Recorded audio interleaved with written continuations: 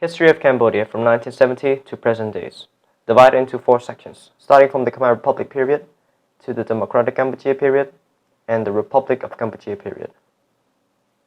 We're going to start off with the Khmer Republic period from 1970 to 1975, led by Lon Nol and Prince Siremata. How did it all started? On 1970, King Norodom Sihanouk had left Cambodia for medical treatment at France and then left for the Soviet Union. With this opportunity, Lon Nol and Prince Siremata had led a bloodless coup in Phnom Penh. A new government was established on the 18th of March 1970. What negative effects did the war have on the country? Over 1 million Cambodians have died, got wounded, orphaned, and handicapped. Thousands became refugees and lost their families. 4 out of 5 industrial factories were destroyed, 2 out of 3 rubber plantations were lost, 70 to 80% of roads and railroads were destroyed, sea and river ports were badly damaged.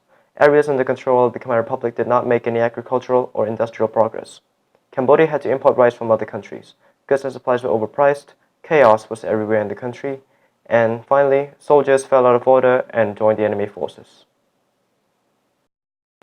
Up next is the Democratic Kampuchea period from 1975 to 1979.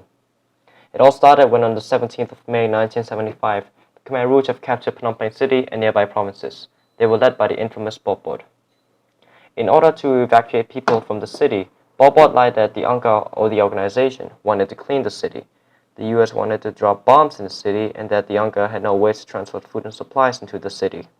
The principles of the Khmer Rouge was to evacuate people from urban to rural areas in order to create an agricultural utopia, to eliminate the currency and money usage, to create a unified community by living, eating, and working together, to eliminate the class system, to kill all highly educated people, and to destroy pagodas and eliminate religion to make monks do farm work, and finally to chase out the Vietnamese from Cambodia.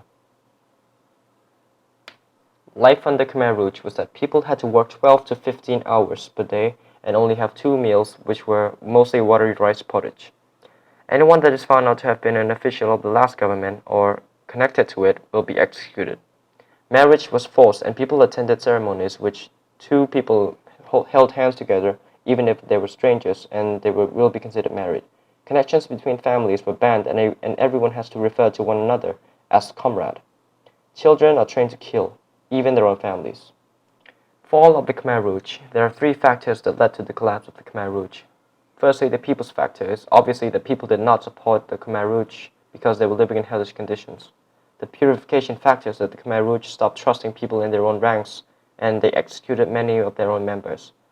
The most major one is war with Vietnam. On 2nd of December 1978, the United Front of National Salvation Kampuchea, or the UFNSK, was created by Heng Samrin and alongside Vietnamese allies. They defeated Pol Pot's regime on 7th of January successfully after a long time of fighting. Finally, we have the People Republic of Kampuchea from 1979 to 1993. The flag and country name changes within these years, but I'll just use this one to avoid any confusion. So there was this solidarity group of production that was formed to help widows, orphans, and elderly people to receive food because they're unable to farm. And the group was separated into 3 divisions of people according to their work potential. There was the medium, there was weak and strong. Cambodia's economy was mainly focused on agriculture. 90% of the citizens were farmers and peasants. Rice is staple food for the whole population. Rubber plantations were the main source of the country's exports to nearby countries, like Thailand. Fishing was also highly developed during these times, so things were getting back together. The important leaders, okay, so I don't know why this is so highlighted and important in my textbook, but it seems to be so.